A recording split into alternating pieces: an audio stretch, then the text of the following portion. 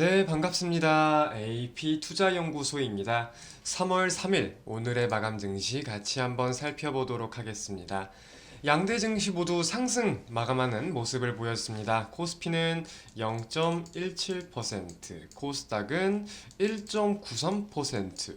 특히 코스닥의 상승폭이 좀 유난히 돋보이는 하루였는데, 자, 오늘자 종가를 보면은 800포인트를 다시금 회복을 했습니다. 지난 9월 이후에 이 시점이죠.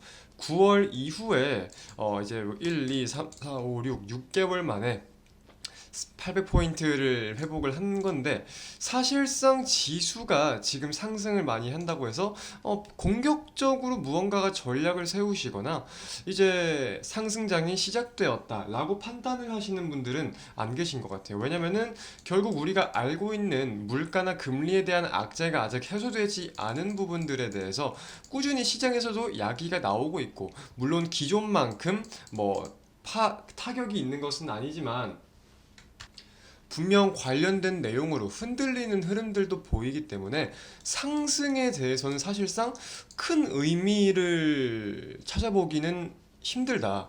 상승의 동력에 대해서 따져볼 때 큰 의미는 살펴보기 힘든 시간들이 아닐까라고 판단을 하고 있습니다. 그래서 우리가 좀 살펴보면은 사실상 지금 코스닥의 강세, 개별적인 요인을 따져볼 필요가 있겠는데요. 결국 2차 전지를 우리가 무시를 절대 못할 것 같아요. 대표적인 종목들이죠. 현재 양극재 관련주 대표주인 에코프로비엠 두 종목이 꺾이지 않는 강세 흐름을 계속해서 이어가고 있기 때문에 증시가 계속해서 좀 코스닥이 유난히 강세를 보이는 요인을 살펴볼 수 있지 않을까라고 판단을 하고 있습니다. 반대로 생각을 하면은 이 해당 시리즈, 에코프로 시리즈들이 눌릴 경우에, 차익 물량들이 출회될 경우에는 증시가 보다 빠르게 눌릴 수도 있는 가능성에 대해서 우리가 인지를 하고 있을 필요가 있겠고요. 꼭 2차 전지가 아니더라도 어떤 증시의 불안감이 좀 확장되어 가지고 증시가 꺾인다, 전반적인 종목군들의 투자 심리가 꺾인다라고 했을 때에는 에코프로비엠이나 로봇 AI처럼 최근에 굉장히 크게 강세폭을 확대시켰던 종목군들 위주의 차익 실현 물량이 많이 나올 수 있기 때문에 우리가 이런 내용들로 필히 인지를 하면서 증시를 살펴볼 필요가 있겠습니다. 자, 유로존이죠. 유로존의 소비자 물가 지수가 시장 전망을 상회하는 모습을 보이고 있습니다. 자세히 들여다보면은 좀 식료품 부분의 주요 물가 지수가 좀 상승하고 있는 것 같은데, 결국 필수 품목들의 물가 상승이 돋보이면서 소비자 물가 지수가 상승하는 경향을 살펴봐야 될 것 같아요.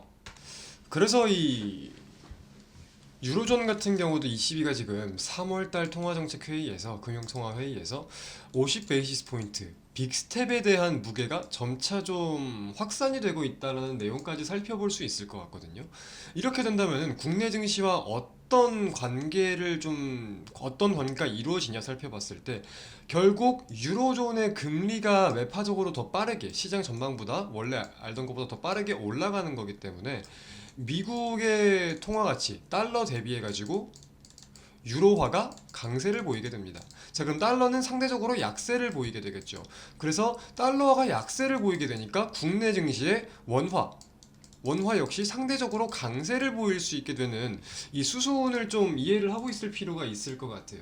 실제로 그래서 달러 원 환율이 좀 큰 폭으로 오늘 하락을 하기도 했어요. 오늘 이제 달러 원 환율을 보면은 이런 식으로 오늘도 큰 폭의 하락을 보이기도 했습니다.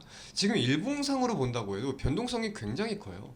하루, 이틀, 3일 전에 1330원 부근까지 24원까지 갔던 게 지금 1301원이니까 변동성이 사실 없진 않은 부분이거든요. 현재 상황에서 달러화의 흐름을 좀 주목할 필요가 있겠다. 결국은 외국인의 수급이나 투자 환경에 대해서도 우리가 연관을 지어봐야 되는 부분인 거니까 관련된 흐름들을 꾸준히 체크할 필요가 있을 것 같습니다. 자, 그리고 오늘 좀 이슈가 몇 개 있었죠? 가상화폐 시장이 급격하게 빠졌어요. 아까 오후 중에 비트코인이 급락을 했습니다. 실버게이트 뱅크런 위기이다라고 지금 나와 있는데 간단하게 좀 살펴볼게요. 암호화폐 전문은행인 실버게이트 캐피털의 뱅크런 위기가 불거지며 대규모 자금 이탈을 써 있습니다. 비트코인이 5% 가까이 급락하였다라고 나와 있습니다. 이 가상화폐 시장, 신용도와 관련해 가지고 사실은 계속해서 다양한 문제들이 제기되고 있는 상황인 것 같아요. 물론 이런 문제들이 제기된다고 해서 옛날처럼 가상화폐는 돼, 아니야, 안 돼, 돼. 이런 식으로 찬반이 옛날처럼 막 화끈하게 오가진 않지만 가상화폐라는 게 점차 인정을 받고 자산화로서 점차 좀 확장세를 보이고 있는 것은 맞으나 아직까지 이 성장세에 있어가지고 많은 고난들이 있다는 거겠죠. 그래서 결국은 뱅크런에 대한 내용도 일전에도 한두 차례 관련된 이슈들이 있었잖아요. 이번에도 비슷한 이슈가 터졌다라는 내용까지 살펴볼 수 있겠고 오늘 그래서 국내 가상자산 관련주들이 좀 약세를 보이기도 했었습니다. 자, 또 이제 버킷 스튜디오 이 종목도 살펴볼 필요가 있겠는데 보시면 거래 정지다라고 지금 나와 있습니다.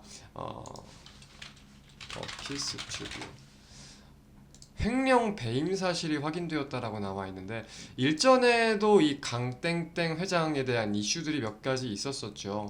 전환사채 콜옵션 권리 무상부여에 따른 배임 협의 거기에 대한 내용이 공소 제기된 사실이 확인됐다라고 나와 있는데 관련돼 가지고 배임 횡령 배임은 상장 적격성 실질 심사 대상입니다. 그래서 거래 정지가 좀 돼 있는 상황이고요. 관련주들의 시간의 흐름 뭐 이를테면은 시간회 한번 살펴보도록 할게요.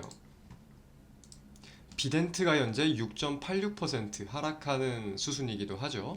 그래서 이런 내용들을 가지고 지금 버킷 스튜디오 옛날에 오징어 게임으로 참 엄청난 강세를 보였던 종목이었는데 지금은 그때 상승분을 다 반납한 걸 떠나서 엄청난 하락이 좀 보였었네요. 안 좋은 상황들이 이루어지고 있다. 참고하시고요. 오늘의 마감 증시 여기서 마치도록 하겠습니다. 시청해주신 여러분 대단히 감사드립니다.